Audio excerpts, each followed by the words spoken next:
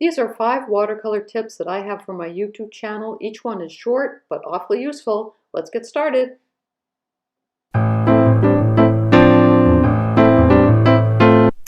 Today I have 5 short videos to show you, and these were from the beginning of my YouTube channel. I started my YouTube channel about 2.5 years ago, and my videos were really short. I mean, I was learning how to do this thing. So you're going to see me with different hair. I look way younger even 2 years ago, but you know, yeah, that's just the way things are. So the first one is about making a light box. The second one is one I call the everything bagel, and that has to do with when you know how to stop painting a painting, when to stop. The second is, I call it not coconut thank you, which has to do with color choices.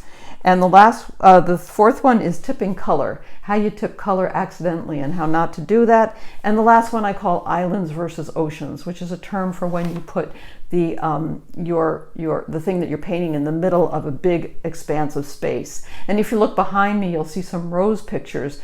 You could argue that those are islands surrounded by oceans, but you'll see that I anchor each one of those in, and I talk about how to do that.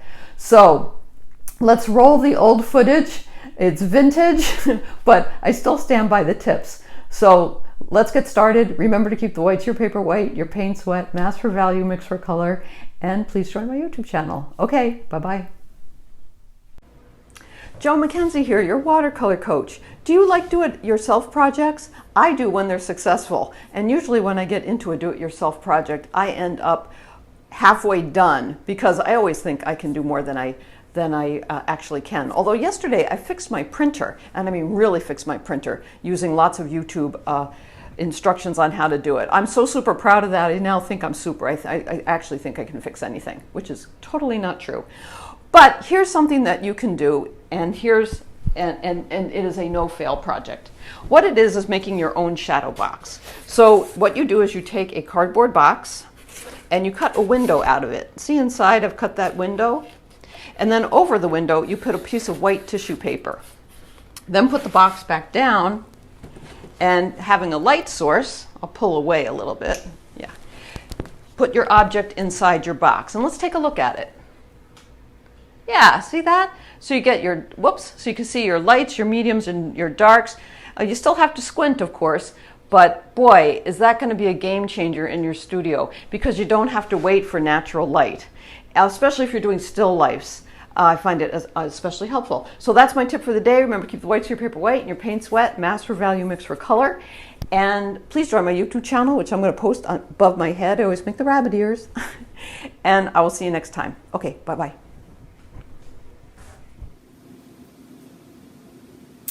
Jo Mackenzie here, your watercolor coach. Adam wrote me and he asked me this question: how do you know when a painting is done? Well, I thought that would be an easy question to answer. It's not an easy question to answer. And I put the question on my Facebook page yesterday and got a lot of really good information from other people about their process and how they know when a painting is done. This is how I know a painting is done. I'm going to start with a baking analogy. It is this: the infamous everything bagel. Have you ever had one of these? It looks like a bagel. It has the texture of a bagel, but when you bite into it, it tastes like everything and nothing. I would call this bagel a failure of a bagel. So how does that relate to painting? Well, when you're painting, you have a problem to solve. You selected a picture that you're excited about working on, and you have a compelling reason for working on it. And you have to be strategic. So let's say in watercolor, you would decide to start from your darkest darks and move to your lightest lights, or go the opposite way, work from your lightest lights to your darkest darks. That doesn't matter. The point is you're problem solving all along the way, and you're really engaged in the process. I find oftentimes for me, with experience, a painting is done when I'm not problem solving anymore. I'm still applying paint, and I'll suddenly realize I'm not solving a problem. I am, in a sense, either you could call it fiddling around, stalling, indecision, whatever it is. I'm relaxed, I'm in the zone. I think I'm still painting, but I'm not painting with purpose. For me, that's a sign to stop. And so I'm learning more and more to pay attention to that. So you stop, you put the painting aside, you come back the next day or an hour later, and you can see it with fresh eyes. So in essence, what I'm saying is if I didn't stop and I continued to do what I call fiddling or fooling around or just playing with paint, I'm going to end up with the painting equivalent of the infamous everything bagel, which is not where I want to be. So that's the tip for the day. Remember to keep the whites your paper white and your paints wet. Please come see me at joemackenzie.com and sign up for my YouTube channel here. And I'll see you next time. Okay, bye-bye.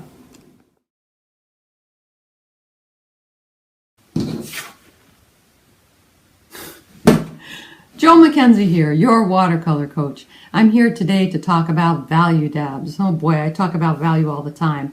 So why quit now? Anyway, here are some value dabs that I made for a painting that I just finished. And you can see the different values when I hold the red plexiglass window over. You can see there's a dark value there and some midtones.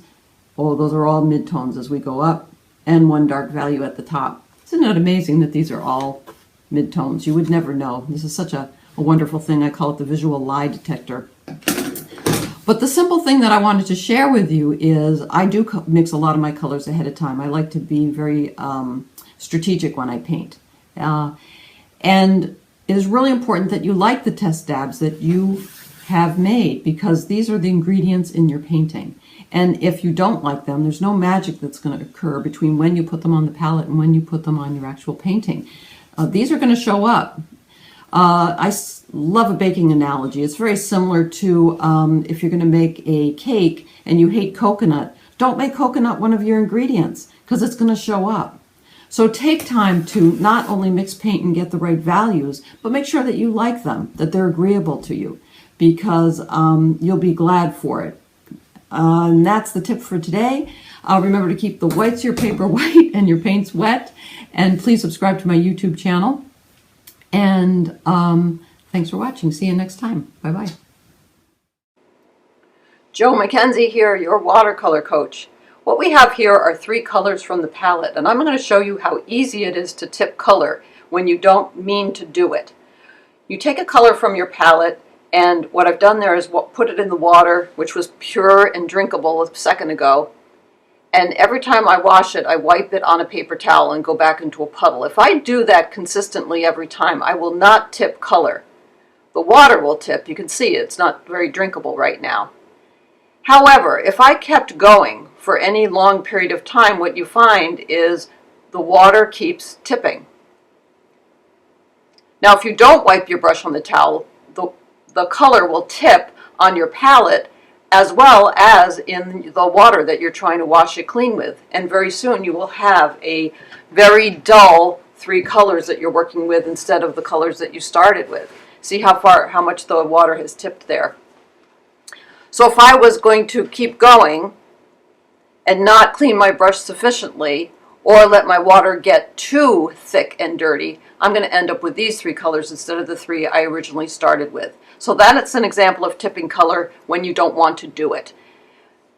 Color will neutralize and become dull over time.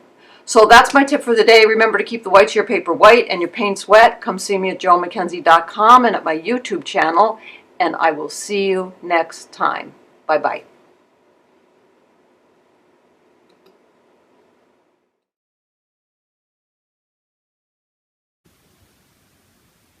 Jo Mackenzie here, your watercolor coach. I'm here today to talk about islands to oceans. What does that mean? I'll show you. Oftentimes this happens with pet commissions, and if you want to see how to get good photographs for pet commissions, go to joemackenzie.com and you can see how I ask people to send photos for success.